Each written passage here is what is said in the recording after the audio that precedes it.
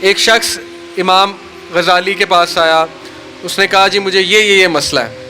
انہوں نے کہا استغفار کر. بڑا حیران ہوا, کہتا ہے میں آپ کو مسئلہ بتا رہا ہوں, آپ کہہ رہے استغفار, کہتے استغفار کر. ایک اور مسئلہ لے کر آیا, کہتے استغفار کر. ایک اور شخص نے کوئی مسئلہ پریزنٹ کیا محفل میں, کہتے استغفار کر. تو بعد میں ایک ان کے دوست سے پوچھا کہ ہر بندے کو استغفار, اس کا مسئلہ اور ہے, اس کا مسئلہ اور ہے, اس کا مسئلہ اور ہے.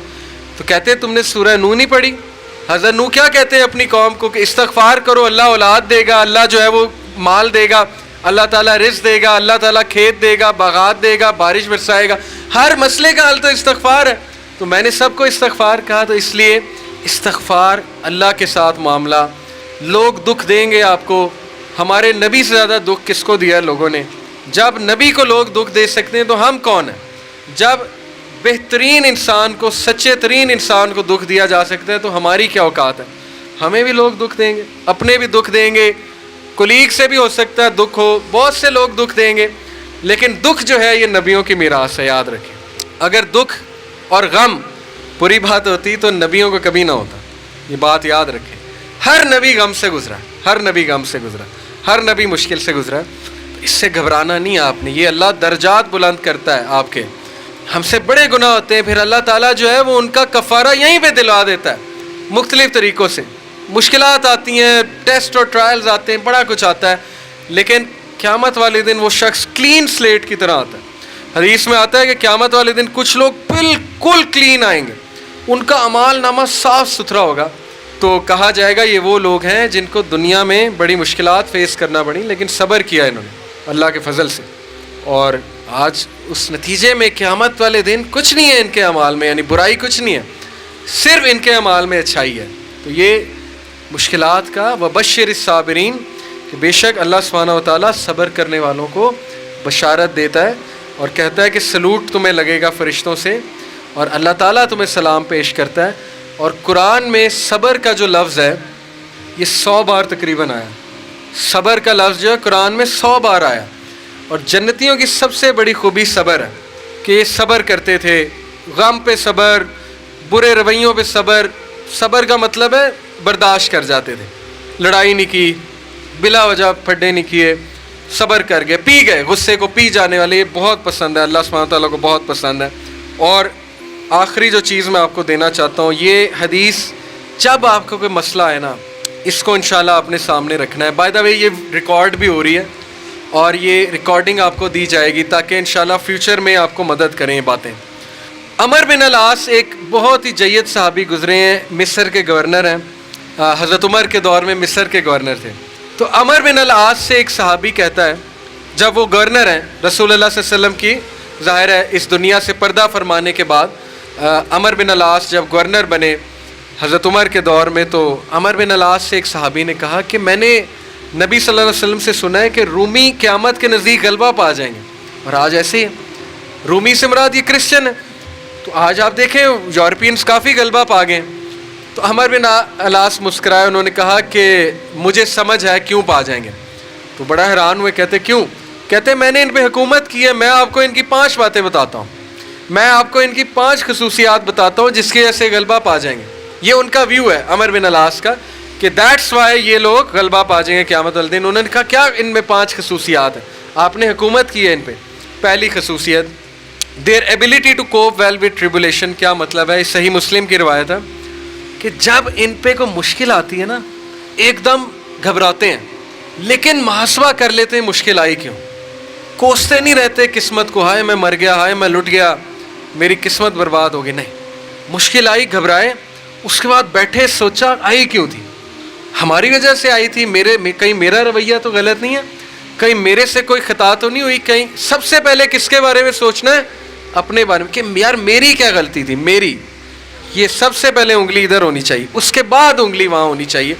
اچھا حالات میں تو نہیں کوئی مسئلہ, میری اسٹریٹجی تو کوئی غلط نہیں تھی, کہیں کسی کو میں نے غلط دوست تو نہیں بنا لیا, کہیں میں نے زندگی میں کوئی غلط رازدان تو نہیں بنا لیا, وغیرہ وغیرہ.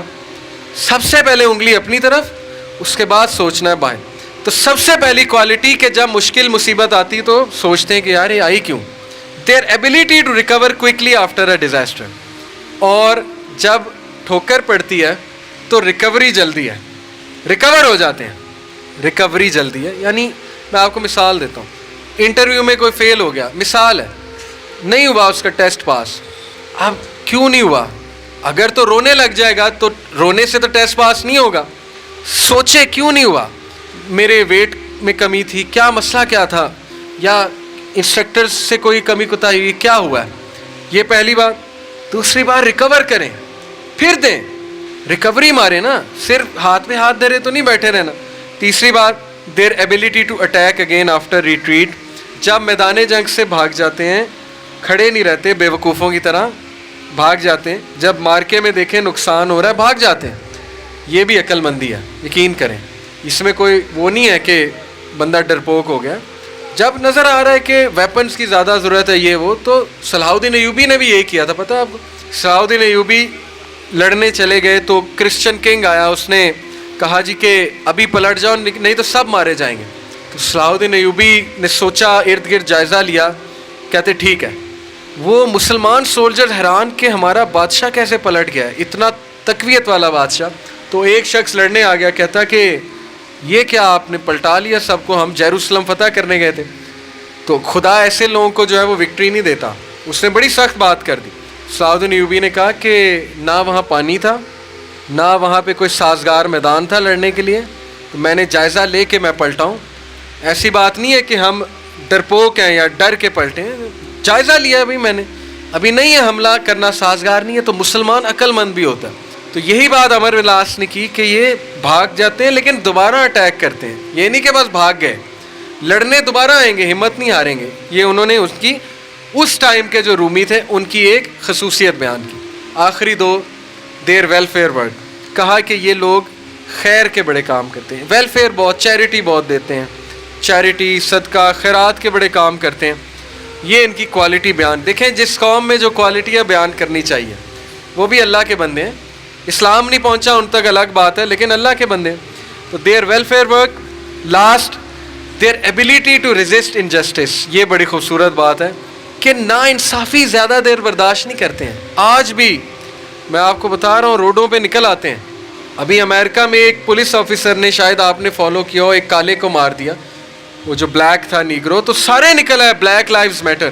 وہ نہیں رکتے, اور وقتہ ڈال دیا گورنمنٹ کو, وقتہ ڈال دیا پولیس ڈپارٹمنٹ کو, تو نکلتے ہیں. تو اس لیے یہ قوم اس لیے غالب ہو جائے گی ان 5 کوالٹیز کے. ایسے نمبر 1 کہ جب مصیبت آتی تو محاسبہ کر لیتے ہیں, یار آئی کیوں, بیٹھے نہیں رہتے. نمبر 2, ریکور جلدی کرتے ہیں, ریکوری مارتے ہیں. نمبر 3, بھاگتے ہیں تو اٹیک دوبارہ کرتے ہیں, یہ نہیں کہ بس بھاگ گئے, دوبارہ آتے ہیں لڑنے کے لیے. نمبر 4, ویلفیئر ورک بہت ہے, تمیزدار.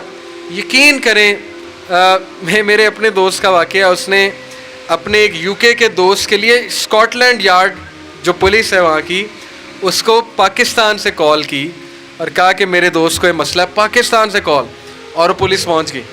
یہ ایک الگ بات ہے کہ پاکستانی ہنسی مذاق بڑا کرتے ہیں, پرینکس کرتے ہیں. یہ ہماری قوم کا بھی قصور ہے, عوام کا بھی قصور ہے, پولیس والوں کے ساتھ ایم ہی مذاق کرتے ہیں. لیکن میں آپ کو بتا رہا ہوں, جو سیریس قومیں ہوتی ہیں نا, وہ پھر پاکستان سے بھی شکایت جائے, وہ بندہ پہنچ گیا, اس نے کہا کہ ہم پہنچ گئے ہیں وینیو پہ, کیا مسئلہ ہے. تو کیا بات ہے, ان کا ویلفیئر ورک, خدمت کرنا, خدمت گزار بہت ہے. اور آخری بات, ناانصافی کو رزسٹ کرنا, زیادہ دیر ناانصافی برداشت نہ کرنا, نکل آنا, اٹھنا, کھڑے ہونا, چیلنج کرنا اسٹیٹس کو. یہ بہت امپورٹنٹ بات ہے. اور یقین کریں, ساری امید آپ سے ہے. نوجوان طبقہ, جب تک نوجوان ہمارے 62% انشاءاللہ ہے اللہ کے فضل سے, اللہ کی طرف سے, تو سوال ہی نہیں پیدا ہوتا نا امیدی کا, سوال ہی نہیں پیدا ہوتا کہ پاکستان میں تبدیلی نہ آئے. اور یقین کریں آپ نے لانی. میں پرائم منسٹر کیا کر لیں گے, پرائم منسٹر کیا کر لیں گے کرسی پہ بیٹھ کے, باہر نکل کے, جب یہ ڈاکٹر, انجینئر, وکیل, جج, پولیس افسر, سی ایس پی آفیسر, یہ کہاں سے آ رہا ہے, آپ میں سے, میرے میں سے. ٹیچر کہاں سے آ رہا ہے, میرے میں سے, آپ میں سے. جب نیچے والے لوگ نہیں ٹھیک ہوں گے, پرائم منسٹر نے کیا کر لینا. اس لیے میں بڑی امید کے ساتھ جا رہا ہوں آج انشاءاللہ, اور میں آپ سب سے درخواست کو بھی ہوں کہ یہ ساری باتیں اپلائی کریں. اور میں اللہ سے دعا کرتا ہوں اللہ آپ کو ترقیاں دے, استقامت دے, ماں باپ کو صحت تندرستی دے, آپ کو ان کی آنکھوں کی ٹھنڈک بنائے. اور یہاں میں ابن تیمیہ کا ایک کال آپ سب کو سنانا چاہوں گا جو مجھے بہت اسٹرینتھ دیتا ہے. جب بھی کوئی مشکل آتی ہے مجھ پہ، کوئی فائنینشیل لاس آتا ہے، انسان کو مالی نقصان ہو جاتا ہے، زندگی میں بیماری آ جاتی ہے، کوئی گھریلو پریشانی آ جاتی ہے، کوئی دشمن آ جاتا ہے، بہت کچھ آئے گا، لیکن ان کا ایک کال مجھے بڑی اسٹرینتھ دیتا ہے. انہوں نے کہا what can my enemies do to me, میرے دشمن میرا کیا بگاڑ سکتے ہیں. Wherever I go I carry my Jinnah with می، جہاں بھی میں جاتا ہوں اپنی جنت ساتھ لے جاتا ہوں. کہتے ہیں اگر وہ مجھے ملک سے نکالتے ہیں، جلا وطن کرتے ہیں، تو یہ میرے لیے سیر و سیاحت ہے اور میں اللہ تعالیٰ کی جو ہے وہ زمین دیکھوں گا. اگر وہ مجھے جیل میں بند کرتے ہیں تو یہ میرے لیے سولیٹیوڈ ہے، اکیلا پن ہے، جہاں بیٹھ کر میں اللہ اللہ کروں گا، ذکر کروں گا، اللہ کے قریب ہوں گا. اور اگر وہ مجھے مار دیتے ہیں تو میں شہید ہوں گا اور سیدھا اللہ سے ملوں گا، جنت جاؤں گا. تو میرا بگاڑ کیا سکتے ہیں میرے دشمن؟ ایسی قوم کو کوئی نہیں ہرا سکتا، یقین کریں. ایسے انسان کو کوئی مات نہیں دے سکتا جو اپنی جنت ساتھ رکھتا ہے ہر وقت. تو یہ کانسیپٹ بھائیوں یقین کریں، جو فلسفہ زندگی کا اللہ نے آپ کو دے دیا ہے نا مسلمان ہونے کے ناطے، اور جو فلسفہ ہمارے نبی نے ہمیں دے دیا، یقین کریں اس کو تھام کے اگر آپ چلیں گے ساری عمر تو انشاءاللہ زندگی میں بھی عزتیں ہیں اور آخرت میں بھی بہت عزتیں ہیں. اور ایسے ایسے اللہ تعالیٰ آپ کو دے گا. اللہ سورہ طلاق میں کہتا ہے وَمَن يَتَّقِ اللَّهَ يَجْعَل لَّهُ مَخْرَجًا، آیت نمبر 2. جو کوئی بھی اللہ کا تقوی اختیار کرے گا اللہ اسے ہر مشکل سے نکال لے گا، اور اللہ اسے وہاں سے دے گا کہ اس کا گمان بھی نہیں جا سکتا. اور بے شک اللہ تعالیٰ تمام معاملات پر قادر ہے. یہ سورہ طلاق میں وعدہ اللہ کا کہ جو اللہ کا ڈر اختیار کرے گا، صرف اللہ سے ڈرنا ہے اور کسی سے نہیں. یہ جو بھی گورنمنٹ بیٹھی ہے اچھی بات ہے، اچھی ہے تو بہت اچھی بات ہے. جو بھی اوپر بیٹھا ہے ترقی دینے والی ذات اللہ ہے، یہ ہمیشہ آپ کا بیلیف ہونا چاہیے.